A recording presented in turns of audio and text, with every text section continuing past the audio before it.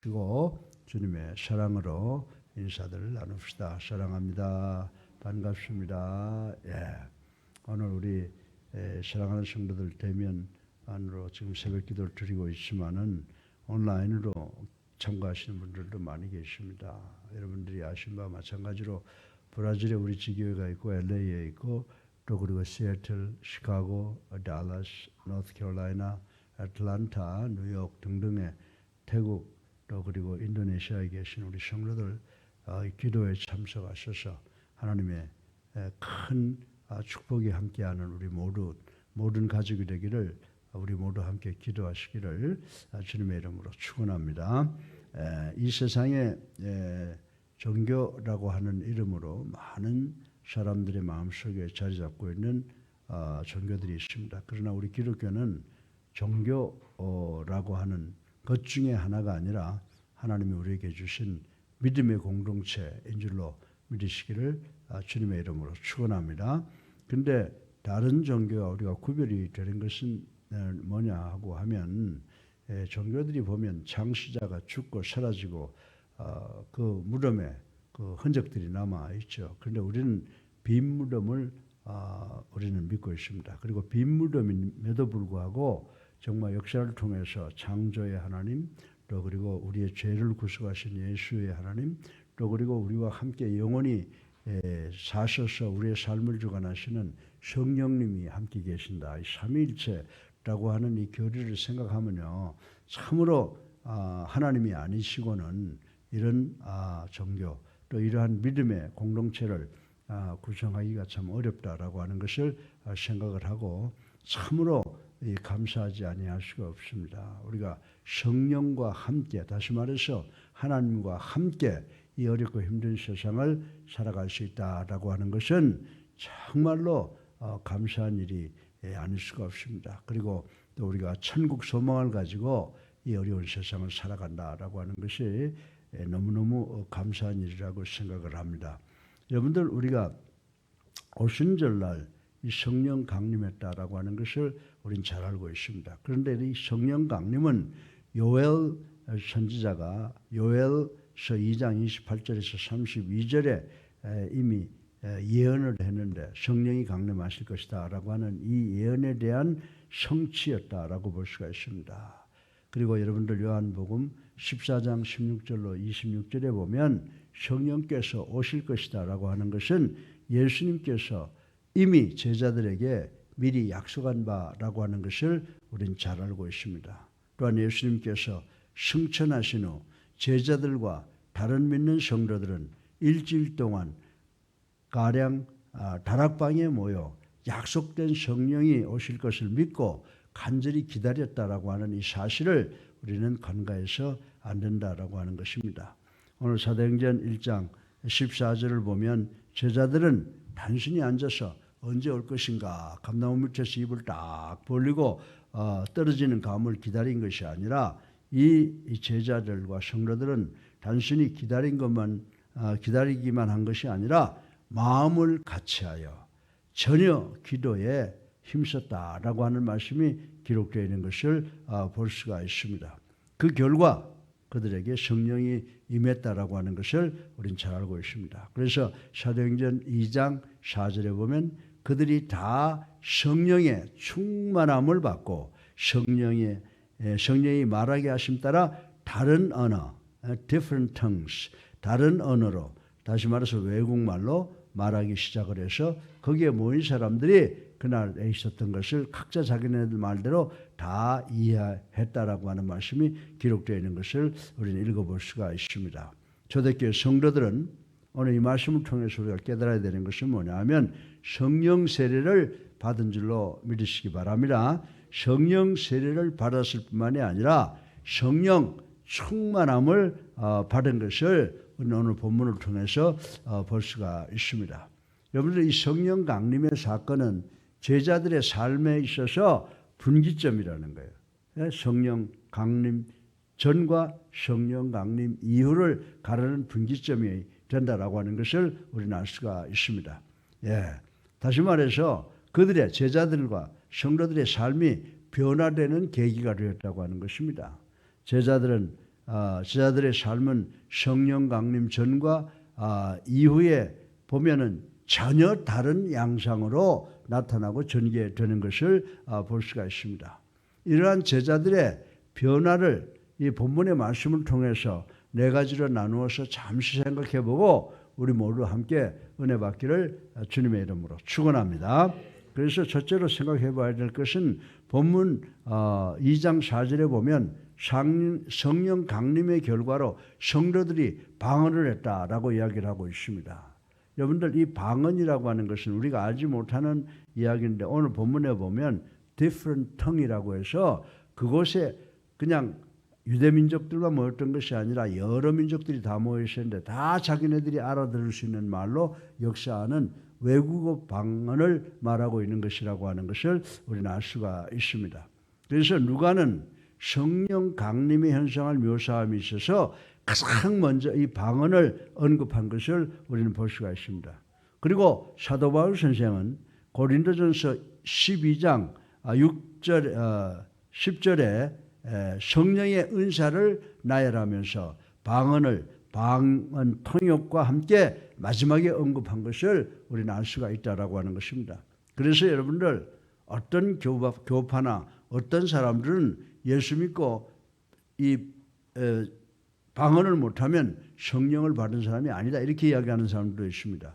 그래서 성령 받은 증거로 반드시 방언의 은사를 받아야 된다라고 주장하는 사람들이 없지 않아 있다고 하는 것을 우리는 잘 알고 있습니다. 그런데 오늘 본문의 방언과 또 고린도전서 12장에 언급된 방언은 엄격한 의미에서 다르다라고 하는 것을 우리는 알아야 된다라고 하는 것입니다. 본문에서의 방언은 각 나라의 말을 가리키는 외국어지만 고린도전서 12장 10절의 방언은 어떤 나라의 말이라기보다는 세상 사람들이 결코 알아들을 수 없는 믿는 자들과 하나님과의 영적 대화라고 말씀을 드릴 수가 있습니다. 그리고 성경의 다른 곳에서 오순절 성령 강림 때의 방언과 같은 방언에 대해서는 전혀 언급되어 있지 않은 것을 우리는 알 수가 있는 것입니다. 본문의 방언은 예루살렘에 있는 모든 사람에게 증거의 기능을 갖고 있었으며 또한 하나님의 큰 사역을 보여주는 기능을 가지고 있다고 11절에 말씀하고 있는 것을 우리는 볼 수가 있습니다. 그렇기 때문에 본문의 방언은 오순절 당시에 독특한 것이었다고 말씀을 드릴 수가 있는 것입니다. 제자들에게는 이 방언이 약속된 성령이 임한 증거가 되었고 이 방언을 듣는 사람에게는 하나님께서 살아 계시다라고 하는 증거가 되는 줄로 믿으시기를 주님의 이름으로 축원합니다. 두 번째로 성령 강림의 성도들의 두 번째 교훈은 뭐냐면 이 성령 강림을 통해서 제자들을 비롯한 모든 성도들에게 영적 깨달음이 있었다라고 하는 것을 우리는 알 수가 있습니다. 여러분들 영적 깨달음에 대한 것은 요한복음 14장 26절에 예수님께서 성령의 사역에 대해서 말씀하실 때 이미 예언되었던 것을 우리는 알 수가 있는 것입니다. 과거의 제자들은 예수께서 교훈하신 바를 잘 이해하지를 못했습니다. 그러나 성령이 임함으로써 제자들은 하나님께서 역사하시는 영적 비밀에 대한 깨달음을 얻게 되었다라고 하는 것을 우리는 알아야 되는 줄로 믿으시기 바랍니다. 그래서 우리도 예수 믿고 그 다음에 성경을 교육받게 되면 그 성경에서 이야기하는 영적 의미를 비로소 깨닫게 된다고 하는 것을 우리는 깨달아야 된다라고 하는 것입니다. 여러분들 본문 2장 14절에 보면 사실 베드로 사도는 성경에 대해서 불황무식한 사람이에요. 맨날 평생 동안 그물을 던져서 낚시를 잡은 사람이 성경에 대해서 알면 얼마나 알겠습니까? 그래서 성경에 대해서 무식한 사람이라고 알고 있었으나 성령 강림 후에 어떻게 됐어요? 성령 강림 후에 베드로가 설교했는데 그 설교의 내용을 보면은 감히 읽을 수도 없는 구약 성경을 읽고 인용해서 담대하게 전할 수 있었던 것은 바로 성령 강림을 통해서 오는 영적 깨달음 때문이었다는 사실을 우리는 알아야 되는 줄로 믿으시기를 주님의 이름으로 축원합니다. 무식한 어부에 지나지 않았던 베드로가 자기를 의심하고 또 조롱하는 그런 군중들 앞에서 한 설교는 매우 논리적이며 힘있어 모든 사람들의 마음을 감동시켰다라고 하는 것을 우리는 잘 알고 있는 것입니다. 이런 성령의 사역이 있었기 때문에 무식한 사람도 깨달음을 얻어 하나님께 찬양할 수 있는 것, 이것이 바로 우리 기독교의 독특성이라고 하는 것을 우리는 알아야 되는 줄로 믿으시기 바랍니다.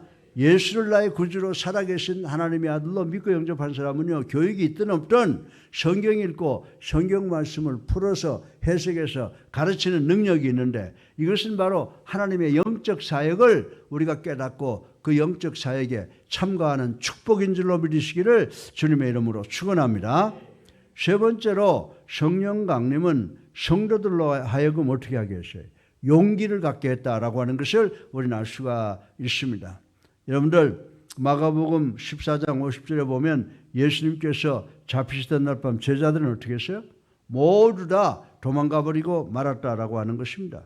그런데 특별히 마태복음 16장 22절에 보면요, 예수님께서 제자들에게 가르쳤잖아요. 원수들이 와서 나를 괴롭게 하고 나를 죽게 할 것이다 라고 말하니까 베드로가 뭐라고요? 그런 일이 절대로 일어나지 않을 것입니다. 그리하지 마시옵소서 라고 예수님의 그 말씀을 막은 사람이 누구예요? 그게 바로 베드로라고 하는 것입니다. 베드로는 주님, 나는 당신을 절대로 버리지 않겠다고 호언장담을 했으나 결국 3번이나 부인해버린 것을 우린 잘 알고 있는 것입니다. 아마 제자들은 예수를 추종했다는 이유로 사내들인에 끌려가게 되는 것을 두려워했을 것이라고 생각해 볼 수가 있습니다. 그리고 자기들이 모여있는 장소가 사내들인에 의해 발각될 것이 두려워서 계속 비밀 집회를 꾸려갔을 것이라고 생각할 수가 있습니다. 그러나 성령 강림 후에는 어떻게 됐습니까? 그러나 성령 강림 후에 이 제자들에게는 두려움이 사라져 버렸다라고 하는 것을 우리는 잘 알 수가 있는 것입니다. 자기들이 숨어있던 장소에서 일어나 나와서 전도 예수 그리스도를 우리의 구세주이시며 살아계신 하나님의 아들임을 전도할 용기가 생겨났다라고 하는 것입니다. 그래서 성령 강림의 이 역사 중에 첫째로 방언, 두 번째로는 전도할 수 있는 용기가 생겨났다라고 하는 것입니다. 제자들에게는 예수님을 믿는 믿음에 큰 확신이 생겼으며 예수를 전하지 않고는 견딜 수 없는 마음의 감동이 생겨났다라고 하는 것을 우리는 여기서 발견할 수가 있습니다. 여러분도 처음에 예수를 믿고 영접하고 세례받아서 하나님의 백성이 된 데는요, 무조건 기쁜 마음이 있었지만은 성경에서 이야기하는 게 믿어지지 않았잖아요. 그런데 성령 세례를 받고 난 이후에 하나님의 말씀이 하나님의 말씀으로 믿어지고 하늘 저 천국이 있다는 것도 믿어지게 되고 이 귀한 말씀을 전해야 되겠다라고 하는 뜨거운 감동이 우리에게 일어나는 것을 우리 모두가 다 경험했을 줄로 믿습니다. 여러분들, 이러한 제자들의 체험은 여호와의 이름을 말하지 않으면 중심이 불붙는 것 같아서 견딜 수 없다는 그 에레미야 선지자의 체험과도 같은 것일 것이라고 생각을 합니다. 여러분들, 에레미야 20장 9절에 보면요, 에레미야 선지자가 정말 하나님을 전하지 않고는 견딜 수 없다라고 하는 그 심정을 토로했던 것처럼 우리도 예수 믿고 나서 성령이 우리 안에 들어오면 우리도 예수님을 전하지 않고는 견딜 수가 없게 되는 줄로 믿으시기를 주님의 이름으로 축원합니다. 그런데 여러분들, 이거 내 의지로 되는 게 아니에요. 내가 예수님 믿었으니까, 예수님이 이러한 귀한 분이시니까 이분이 우리에게 원하는 걸 해야 되겠어. 내가 아무리 결심하고 의지한다고 하더라도 정말 하나님의 말씀을 전하고 예수 그리스도를 온 세상에 소개하고 구원받게 하겠다라고 하는 그런 것이 우리의 의지로는 되지 않는다고 하는 것을 우리는 잘 알고 있습니다. 현대의 성도들은 자신의 의지로 주님의 말씀을 따르고 또 전하고자 할 때는 이전의 제자들처럼 실패할 수밖에 없어요. 예수님께서 말씀하실 때 베드로가 뭐라고 말했어요? 주는 그리스도시여 살아계신 하나님의 아들인 줄 믿습니다. 절대로 당신을 배반하지 않겠습니다. 그래놓고는 예수님께서 어려움당하니까 다 도망가버리고 말았다라고 하는 것입니다. 그것이 왜 그럴까요? 바로 자기 의지로 결심했기 때문이라고 말씀을 드릴 수가 있습니다. 오직 성령을 받고 성령의 충만함을 받을 때라야만 우리가 지금 성경을 통해서 우리에게 받는 모든 교육이 우리의 실천을 통해서 나타나게 되고 성취된다고 하는 것을 믿는 우리가 되기를 주님의 이름으로 축원합니다. 그리고 이제 마지막으로 성령 강림을 통하여 나타나는 현상이 뭐냐? 열매를 맺는다고 말씀을 하고 있습니다. 여러분들 요한복음 15장에 보면 예수님께서 유명한 말씀을 하셨죠. 예수님은 포도나무와 가지의 비유를 통했죠. 포도나무 가지가 몸체에 붙어 있지 아니하면 열매를 맺을 수가 없다라고 하는 비유를 말씀하셨습니다. 예수님은 이 포도나무 비유를 통해서 성도가 어떻게 살아야 된다고요? 성도가 예수님과 연합된 삶을 사는 비결을 가르쳐 주신 것을 우린 잘 알고 있는 것입니다. 그 비결이 뭡니까? 요한복음 15장 5절로 8절에 보게 되면 우리가 예수님 안에, 그리고 예수님이 우리 안에 거하실 때 우리는 정말 하나님이 원하시는 많은 열매를 맺게 된다고 말씀하신 것을 우린 잘 알고 있는 것입니다. 사랑하는 성도 여러분, 정말 이 말씀이 요한복음 15장 5절로 7절까지의 말씀은 성령 충만을 가리키는 것인 줄로 믿으시기 바랍니다. 예수를 평생 믿었다고 하면서 성령 충만을 체험하지 못한 사람은 결코 열매 하나 맺을 수가 없다는 겁니다. 평생 예수를 믿었다고 하면서도 성령이 뭔지도 모르고 이런 사람은 정말 전도 한번 하지 못한다라고 하는 것을 우린 잘 알고 있는 것입니다. 사랑하는 성도 여러분, 성령 충만을 받은 사람은 바울이 갈라디아서 5장 22절에서 22절부터 23절에서 말씀했던 것처럼 성령의 열매 9가지를 맺을 수가 있다고 하는 것입니다. 우리 잘 알고 있죠. 사랑과 희락과 화평과 오래 참음과 자비와 양선과 충성과 온유의 절제, 이 성령의 열매를 우리 예수 믿고 성령을 받게 되면 이 성령의 9가지 열매를 맺게 된다고 바울은 말씀을 하고 있는 것을 우리는 알 수가 있는 것입니다. 21세기 현대교회에서 성도의 영적 성장에 대해서 많은 이야기를 합니다. 그리고 교육을 통해 성도가 성숙한 사람이 될 수 있는 것도 가르치고 있습니다. 그런데 우리 교회들이 교육을 굉장히 중요시하는 교회들이 많이 있습니다.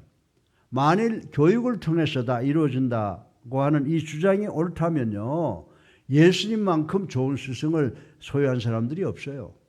제자들은 누구예요? 바로 예수님 밑에서 교육을 받았기 때문에 이미 벌써 예수님께서 십자가에 달릴 때 그 고난 속에서도 성숙해져서 그 고난을 다 극복하고 정말 예수를 구세주로 살아계신 하나님의 아들로 전할 수 있어야 되는데 이들은 어떻게 했습니까? 이들은 다 예수님 앞에서는 큰 소리 쳤지만은 다 도망가고 말았다고 하는 사실을 우린 잘 알고 있습니다.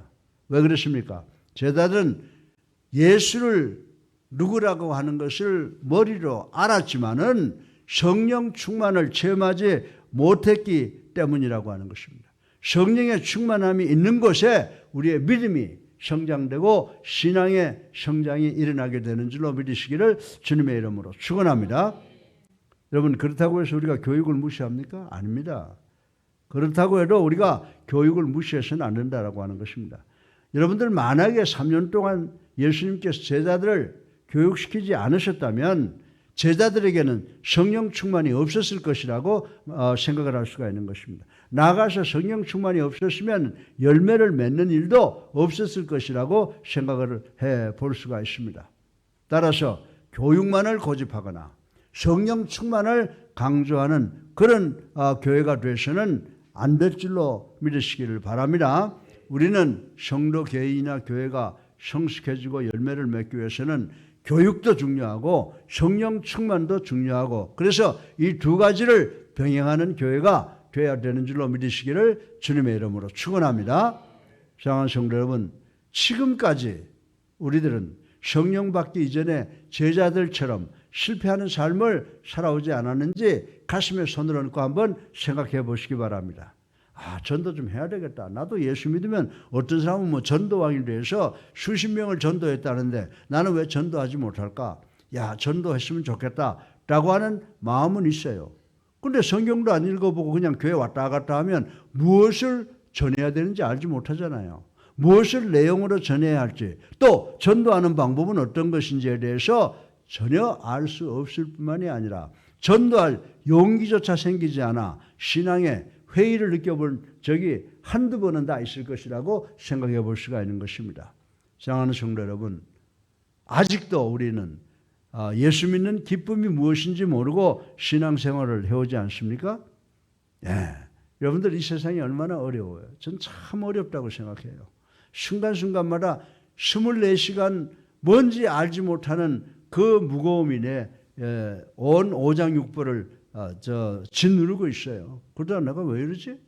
내가 왜 이래? 내가 예수 믿고 하나님께서 내 문제를 다 해결해 주실 텐데 라고 기도하고 찬양하면 성령의 감동으로 그게 다 사라지는 것을 체험하게 됩니다. 그런데 여러분들 정말 예수를 믿었다고 하면서 성령 받았다고 하면서 그 예수를 믿는 기쁨이 무엇인지 모르고 신앙생활을 여기까지 해오지 않았는지 가슴에 손을 얹고 생각해 보시는 여러분 되시기를 주님의 이름으로 축원합니다. 오순절날 성령의 충만을 받아 세상을 삼킬 듯한 자세로 서슴 거침없이 살아가는 사도들의 삶이 부럽게 느껴지시면 이제부터 열심히 성경을 읽으세요. 성경 공부를 하시면서 성령 충만을 위해서 기도하시는 여러분 되시기를 주님의 이름으로 축원합니다. 여러분들이 정말 예수님을 나의 구주로 살아계신 하나님의 아들로 믿고 영접하고 세례받았다면 여러분 모두 성령 받으신 줄로 믿으시기 바랍니다. 여러분 안에 있는 성령이 충만하게 역사하게 해달라고 기도하는 기도는 우리에게 필요한 줄로 믿으시기를 주님의 이름으로 축원합니다. 예, 그리고 이전에는 성령 충만을 체험을 했으나 지금 와보니까 낭만 중에 내가 성령 충만을 지금 느끼지 못하고 있어 라고 실망하는 분들 계세요? 실망하실 필요 없습니다. 예, 여러분들 성령 충만이라고 하는 것을 놓고 보니까요, 내가 예수 믿고 그 감격, 그 기쁨 모두가 다 성령 충만으로 얻어진 건데 그 성령 충만은요 그냥 계속해서 가는 게 아니에요. 어떤 때는 성령 충만해졌다가 어떤 때는 그냥 땅에 뚝 떨어져 실망할 때가 있다라고 하는 것입니다. 성령 충만은 지속적인 것이 아니에요. 꼭 우리들의 삶을 통해서 업 앤 다운 올라갈 때가 있고 내려갈 때가 있다라고 하는 것입니다. 내가 예수 믿는다고 하면서 죄 안 짓고 살 수 있어요? 내가 예수 믿는다고 하면서 죄와 더불어 사는 동안에 내 심령이 무뎌져서 성령 충만이 상실될 수도 있다라고 하는 것입니다. 그러나 낙심에 벗어나서 하나님께서 그동안 내가 죄를 짓고 살아왔으면 성령께서 내가 그 삶을 회개하게 도와주신다는 거죠. 그래서 하나님께 기도합니다. 하나님, 내 마음속에 있는 모든 죄악을 다 가져가 주시고 저를 구원해 주셔서 주님이 주시는 기쁨을 소유하게 해 주시옵소서. 다시 말해서 성령 충만을 주시옵소서라고 간절히 기도하는 생활을 해야 되는 줄로 믿으시기 바랍니다. 그래서 저는요 매일 아침에 우리 얼마나 좋아요. 우리 X, A, adoration 하나님을 찬양하고, C, confession 회개하고, T, thanksgiving 주님의 십자가 사랑 감사하고, 그리고 단언하게 되면요 거기 성령 구하는 것도 다 들어가 있잖아요. 회개, 하나님 찬양하고 회개하고 주님 십자가 사랑 감사하고, 이거 하다 보면 성령의 충만함을 위해서 매일 기도하는 게 된다, 저는 그렇게 말씀을 드립니다. 그래서 여러분들 기도할 때 이 X 순서로 했으면 참 좋겠다라고 권면을 하는 것입니다. 우리가 이런 식으로 기도를 하게 되면 하나님은 어떤 분이세요? 우리에게 우리의 요구에 대해서 그냥 조금씩 이렇게 주는 분이 아니라 후하게 주시는 하나님이신 줄로 믿으시기 바랍니다. 하나님이 주실 때는요 하늘 문을 여시고 여러분이 감당할 수 없는 폭포수 같은 은혜와 축복을 던져주시는 분이신 줄로 믿으시기 바랍니다. 그래서 여러분 성령 충만을 항상 구하시기 바랍니다. 하나님 찬양하고 항상 회개하고 정말 주님의 십자가 사랑 감사하고, 그러면 성령께서 여러분과 함께 하십니다. 그래서 하나님은 뭘 주셔도 어떤 분이라고요? 후하게 주시는 분이신데, 후하게 주신 이 하나님께서는 당신에게 구하는 모든 성도들에게 성령 충만을 주셔서 이 어렵고 힘든 세상을 감당해서 싸워서 이길 수 있는 십자가의 군병이 될 수 있는 축복을 주시는 줄로 믿으시기를 주님의 이름으로 축원합니다. 살아계셔서 우리의 삶을 주관하시는 만복의 근원이 되신 아버지 찬양합니다. 회개합니다. 감사합니다. 아버지, 우리로 하여금 복음을 전하게 해주신 것을 감사합니다. 오늘 짧은 말씀을 통해서 성령 강림의 역사를 저희들 공부했습니다. 성령 강림은 우리에게 방언을 하게 합니다. 성령 강림은 영적 깨달음을 주셨습니다. 성령 강림은 용기를 주셨습니다. 그리고 성령 강림은 열매를 맺게 했습니다. 이 세 가지를 반드시 기억하는 저희가 되어서 항상 성령 충만을 강하게 하나님께 기도하시는 것을 통해서 후하게 해주시는 하나님께서 당신에게 구하는 성도들에게 성령 충만을 주셔서 세상이 감당할 수 없는 그리스도의 군사가 되게 하신다는 것을 믿는 우리가 되게 하여 주셔서 이 세상에서 성공하고 승리하는 시온의 대로를 가는 우리 모두가 될 수 있도록 축복하여 주시옵소서. 예수 그리스도의 이름으로 감사하며 기도드렸사옵나이다. 아멘. 할렐루야. 우리 앞뒤에 불 보시고 주님의 사랑으로 인사들 나눕시다. 사랑합니다. 오늘 하루도 어렵고 힘든 하루가 전개되더라도 성령 하나님의 도우심을 받아서 반드시 승리하는 우리가 되기를 주님의 이름으로 축원합니다. 이제 우리 다 같이 191장 찬송하시고 기도하는 시간을 갖겠습니다. 191장.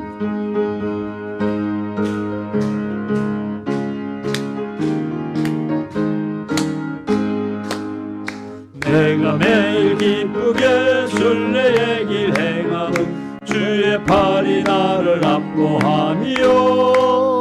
내가 주의 큰 복을 받는 참된 비결은 주의 영이 함께하리라. 성령에 계시네 할렐루야 함께하시네. 좁은 길을 걸으며 밤낮 기뻐하는 것 주의 영이 함께하니라. 전에 죄에 빠져서 평안함이 없을 때 예수 십자가의 공로 힘이요. 그 발 아래 엎드려 참된 평화 얻음은 주의 영이 함께함이라. 성령에 계시네 할렐루야 함께하시네. 좁은 길을 걸으며 밤낮 기뻐하는 것 주의 영이 함께하니라. 나와 동행하시고 모든 염려하시니 나는 숲대새와 같이 기쁘다. 내가 기쁜 마음으로 주의 뜻을 행함은 주의 영이 함께하리라. 성령에 계시네 할렐루야 함께하시네. 좁은 길을 걸으며 밤낮 기뻐하는 것 주의 영이 함께함이라. 모든 욕망과 나의 모든 정욕은 십자가에 이미 못을 박았네. 모든 밤이 지나고 무거운 짐 벗으니 주의 영이 함께함이라. 성령이 계시네 할렐루야 함께하시네. 좁은 길을 걸으며 밤낮 기뻐하는 것 주의 영이 함께함이라. 할렐루야. 네, 우리 앞뒤에 불 보시고 사랑합니다 한 번 더 하세요. 사랑합니다. 반갑습니다. 우리 이제 주여 세 번 하고 기도합니다. 자유! 자유! 자유!